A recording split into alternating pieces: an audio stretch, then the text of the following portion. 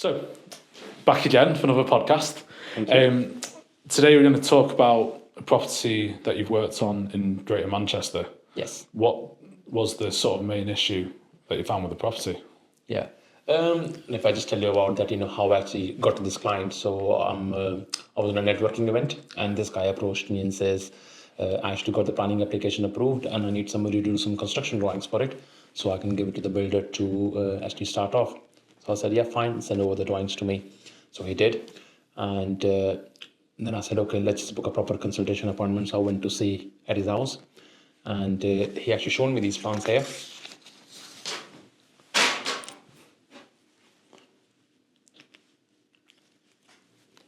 So it was a lovely semi-detached property in the Manchester area, and the house was literally like this,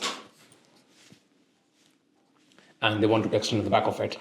And the approved drawing they actually got is a 3-meter extension on this side here, and a little bit more on there, a set of a bifolding door, and some set of bifolding door here. It's just quite a large extension, isn't it? Yeah, it is. But when I looked at the plan, I was like, when you're entering the property, you're actually entering the back where you're extending it straight into a utility. And then the living space is going to be dark. And I just didn't feel it was a justice to the property. So I spoke to the client and said, look, you already got a planning application approved. Would you like us to look at it with a different angle and see what we can design for you, which can actually suit your lifestyle? Because it did not reflect how the client wanted to actually use the space for. Yeah. So what we did on this one is we've gone back to the drawing board, okay, and we produced something which is here. So again, as you can see, the footprint of the house was left here. The living room stayed here. One thing which we look to do in all of the project is when you actually enter a property, which is here, you should be able to see the garden all the way through. Why is that important to be able to do that? I think in British houses is quite a thing that you always have a garden in a house, yeah. And when you actually enter it, if you can see the full depth of the property, it's much nicer. Right. In some properties which we cannot achieve it, but when we're extending, when we're remodeling, we would always look to do that if we can give this to the client.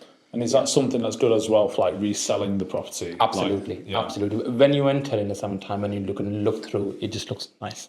Right, nice. Yeah. So this is what we did here, and in this one what we actually recommended to the client is, because it's been a semi-detached property, that they were only allowed to do up to 3 meters over here.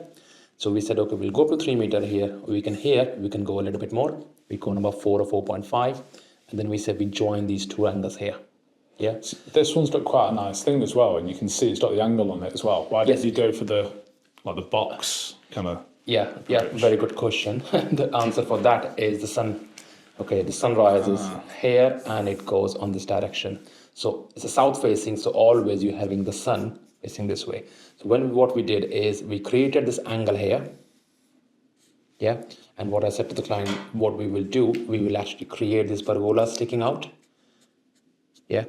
Yeah. And these pergolas, when it's quite nice and sunny in the summer, you can see those shadows casting. Yeah, okay. Yeah. And then it looks amazing. So they've done quite a lot of good work in the garden as well. So when you sit in the garden and look at the house, you go like, wow, that's good. So it's not just the case of like extending to get more room, is it? There's a lot of other factors, how the light's going to affect, how it's going to shine through the windows, and then even to the point how the shadows work as well, isn't it? No, absolutely. Yeah. When we look at all these things. So as you can see in this plan, the dining table is down there, and this is where they have actually used as a dining table. And I know he works from home, okay, and this is actually their office space.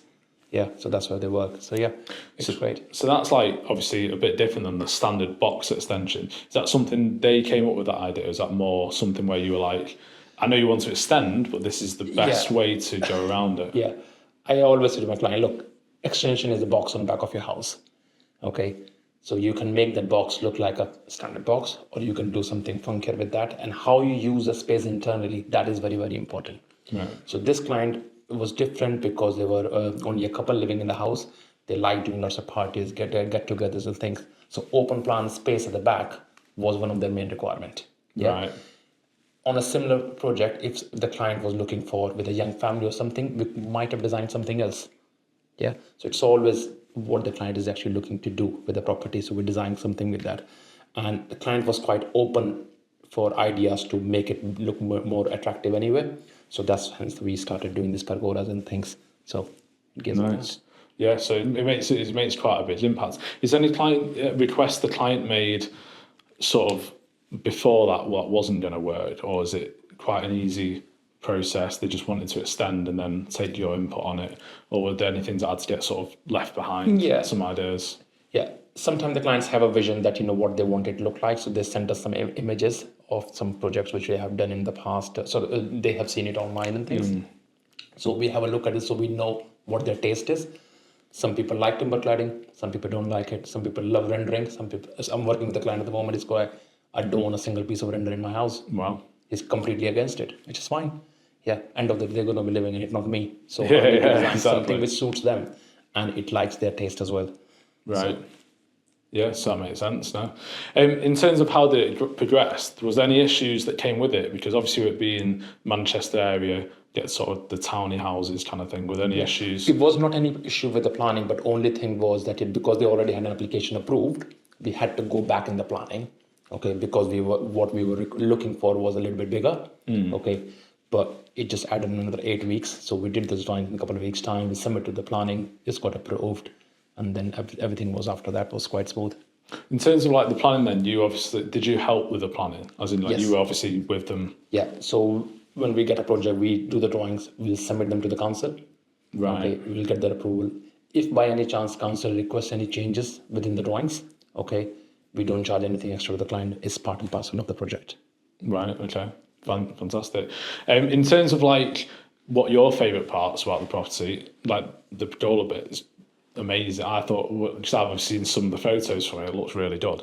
But like, what was your favourite bit about the property, the changes you made to the property? Yeah, the changes I've made is if you look at the previous plan and when you were actually entering through this door here, they actually have the utility on the left. And what we did over here is we actually designed the utility coming into this section. Okay. And the reason we did here is because this is the darkest part of the house. Yeah. Right. So we did not want to use this space for anything else. So we said, right, why don't we just create a storeroom or cloakroom here? They already had an existing WC on here. So we said storeroom will be accessed this side, utility will come from this side, and all of that space will just become an open plan space. So I think in this project, the utility space where it's got moved in the end was quite, they did not want to link this living room to this space. Some client wants to link that, but some client don't. In this case, he did not want it to do that. So we said, yeah, why don't we just put the storeroom and the utility here to make it complete open plans. So now, as you can see, this here is all one big open plan space. So something like that, like a big open plan space, I take it you got some challenges like lighting and heating maybe? Yes, so this project is got underfloor heating. Right. Yes, because the television is here, sofas here, kitchen's here, so there's not many walls to play with. So all of that section here, what we're looking at, that's all got underfloor heating into it.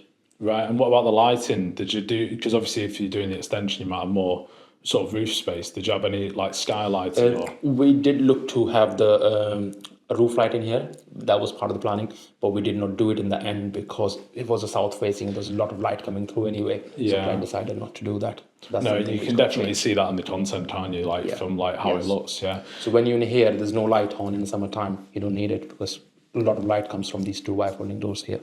And obviously, with being Manchester, it's obviously like it is quite a copied and paste house style, isn't it? Yeah. Is it? Do you reckon this sort of stands out compared to some of the extensions of the people have in that area? It does. If you actually look at the Google and things as well, okay, I don't think nobody's done something like that. Okay, it definitely does stand out in that. Yeah. Yeah, so I bet when they come to move, which I think they are, like, or have done, or thinking of it, that's going to obviously be a big impact. They actually told me, it says the kind of extension what they have, okay, it actually added £25,000 worth more into the property than they thought it will. Wow. Yeah. So this comment came from the estate agent. That's a big increase. Yeah, absolutely. And I take it, clients happy. Nice and smooth. Was it? How long was the project? It's quite a big extension, isn't it? Planning took 2 months, and the project was on site for about 5 to 6 months. Which sounds pretty standard. Like it is pretty standard, yeah. Yeah, because it does. People can obviously think, "Oh, I'll get an extension and I'll get someone around, and it's done in a month or two." But there's obviously a lot of chaos, a lot of open house. You build inside. You need to plan all of those things quite properly. Yeah. If not, then you're going to be in a mess. What's the case in case someone doesn't have like their own builder for it? Do you have the contacts as well? Yes, we do have contact with the builder, so we can recommend. Every builder don't want to do extensions. Some people prefer doing loft conversions only. Some people just doing single story extension. Some don't want to go more than single story. Don't want to go to a double story. So work with these number of builders. So I can always put them in touch. Yeah. If you could go back to this house again, would you do anything different? Or is there anything, or any other ideas that you might think about spinning off them if they had the budget? Or No, I think I'm quite satisfied with what the design come up on the ground floor. Okay, but because they had quite a lot of side space as well. Okay, and this is one thing which I've asked them, saying why don't we look to go into the side as well? But because there were only 2 people living in the house, it was not one of their requirement to do that. But if a similar project comes in and similar bigger family, I would definitely look to go and explore that and go on something on the side as well. yeah, because I can imagine it made sense with that property. The living room's in the front of the house. If they were going to make any extension at all, where they've done it is the likely area, isn't it? It wouldn't have made sense for them to maybe do the top floor in line with it, but what they've done seems really good. One more thing, which when we actually applied for a planning application on this, they actually wanted to explore doing a loft conversion.